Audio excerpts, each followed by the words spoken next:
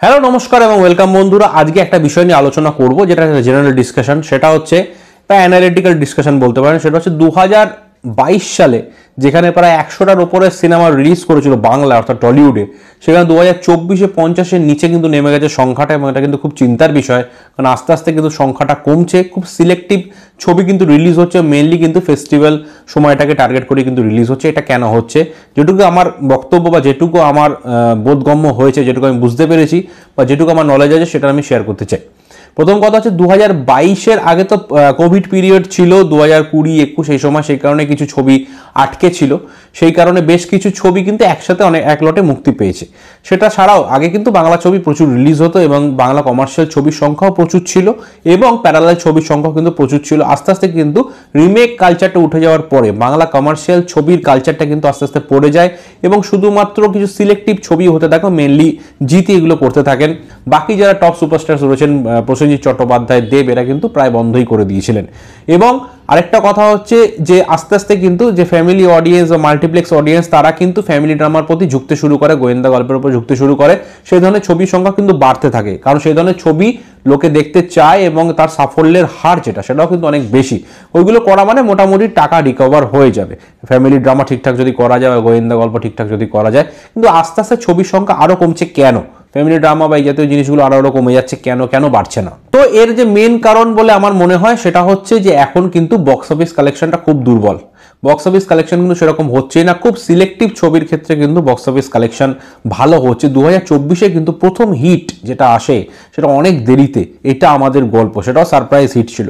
তারপরও যে ছবিগুলো হিট হয়েছিল, যেমন অযোগ্য, বুমেরাং, এই ছবিগুলো, এগুলো কিন্তু বক্স অফিসে ভালো পারফর্ম করলো, খুব আহামরি পারফর্ম করতে পারেনি, যে 5 কোটি 7 কোটি 10 কোটি এরকম কালেকশন কিন্তু করতে পারেনি।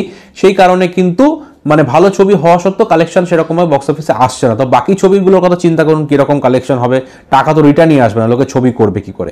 পরের যে বড় কারণ বলে আমার মনে হয়, সেটা হচ্ছে এখন যারা বড় বড় ওটিটি প্ল্যাটফর্ম এবং টিভি চ্যানেলের কর্ণধার রয়েছেন, তারা কিন্তু পরিষ্কার বলেই দিচ্ছেন, যদি সিনেমার বক্স অফিসের পারফরমেন্স ভালো না হয়, সেই ছবিকে কিন্তু তারা কিনতে নারাজ, কারণ সেই ছবি টিআরপি কিন্তু অনেক কম।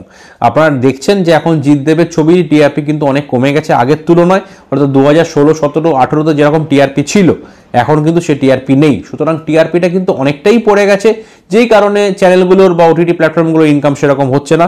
সেই কারণেই কিন্তু ব্যাপারটা হচ্ছে তারা ছবিগুলো কিনতে চাইছে না। এবং আপনাদের যেটা বললাম, যে ম্যাক্সিমাম ছবি যেহেতু বক্স অফিসে সফল হচ্ছে না, সেই কারণে এই ছবিগুলো তারা কিনছে না। কারণ কিনে তো লাভ নেই, দর্শক দেখবে না, দর্শক না দেখলে তাদের রেভিনিউ আসবে না। এই ভাইস ভার্সা যে কজ অ্যান্ড এফেক্টটা হচ্ছে, যে ছবি চলছে না সেই কারণে তারা কিনছে না, এবং তারা কিনছে না বলেও কিন্তু এই ধরনের ছবি করা লোকে বন্ধ হয়ে গেছে। কারণ একটা সেট অফ প্রডিউসার্স, ডাইরেক্টরস এবং অ্যাক্টার্সদের কিন্তু মনোবৃত্তি ছিল মাঝখানে, আমি 2021, 22, 23-এর কথা বলছি, তারা টার্গেটই করেছিল যে ভাই আমি 2 কোটি টাকা ইনভেস্ট করে কিভাবে 2 কোটি টাকা বা 2.25 কোটি টাকা তুলবো, যাতে কোনো মতে আমার টাকাটা উঠে যায়, ওটিটি থেকে আমি টাকাটা তুলে নেবো, বক্স অফিসে চলবে না। তারা কিন্তু আগে থেকেই জানে, তবুও তারা ছবি করতে ছাড়তো না। ছবি তারা করেই যেত, কন্টিনিউ করেই যেত। অনেক হিরোই আছেন, আপনারা হয়তো আন্দাজ করতে পারছেন, তারা পরের পর ছবি করেছে, একটা ছবিও বক্স অফিসে চলেনি, তবুও তারা ছবি করে গেছেন, ছবি পেয়েও গেছেন, এবং কিন্তু ওটিটি চ্যানেলগুলো সেটা কিনতো। সেই কারণেই কিন্তু তারা এত ছবি করেছে। কিন্তু এখন কিন্তু হট করে সেটা বন্ধ হয়ে গেছে, কারণ চ্যানেলগুলো এখন কিনছে না। যেহেতু কিনছে না, তাই শুধু যারা ওই ওটিটিতে বেচে কি করে টাকা কামাবো সেইভাবে সিনেমা বানাতো, বক্স অফিস হবে না জেনেও, তাদের কিন্তু সিনেমা করা প্রায় বন্ধ হয়ে গেছে। ওই পার্টিকুলার সেকশন বা গ্রুপ অফ পিপল বা গ্রুপ অফ সিনেমা যারা বানাতো, তারা কিন্তু এখন ইন্ডাস্ট্রি থেকে মোটামুটি আউটের পর্যায়ে। তো এই কারণে কিন্তু ছবির সংখ্যা অনেকটাই কমে গেছে। এবং বক্স অফিস যেহেতু সফলতা খুব কম আসছে, সেহেতু বড় বড় প্রডিউসাররা কিন্তু বড় বড় প্রজেক্ট করতে সাহস পাচ্ছে না।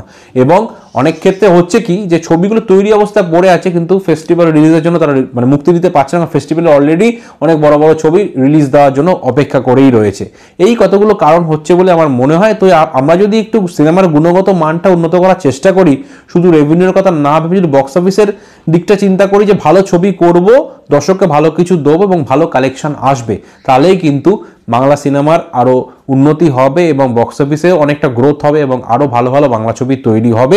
তাই কুয়োর ব্যাংক না থেকে নিজেদের গণ্ডিটাকে কিন্তু অনেকটা বাড়াতে হবে, গণ্ডি ছাড়িয়ে যাওয়ার চেষ্টা করতে হবে, ভালো ভালো কিছু গল্প দিতে হবে, রুটেড গল্প কিছু দিতে হবে। কপি পেস্ট তো ছেড়েই দিন, এবং শুধুমাত্র ফ্যামিলিটা আমাদের চলবে না, কারণ ফ্যামিলিটা আমার কিছু কিছু সংখ্যক ছবি চলবে, ম্যাক্সিমাম ছবি কিন্তু চলবে না, লোকেও সেটা দেখে বোর হয়ে গেছে।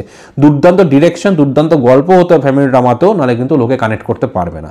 সুতরাং ভালো কিছু করতে হবে, বড় কিছু করতে হবে, বেটার কিছু করতে হবে, তাহলেই বাংলা ছবি আরো ভালো কালেকশন করবে, তাহলেই কিন্তু প্রডিউসার আরো টাকা ঢালবে এবং তাহলেই কিন্তু আরো নতুন নতুন ছবি হবে। সো আপনারা কতটা একমত অবশ্যই জানাবেন। ভিডিওটি ভালো লাগলে চ্যানেলটি সাবস্ক্রাইব করে পাশে থাকবেন। দেখা হবে নেক্সট ভিডিওতে।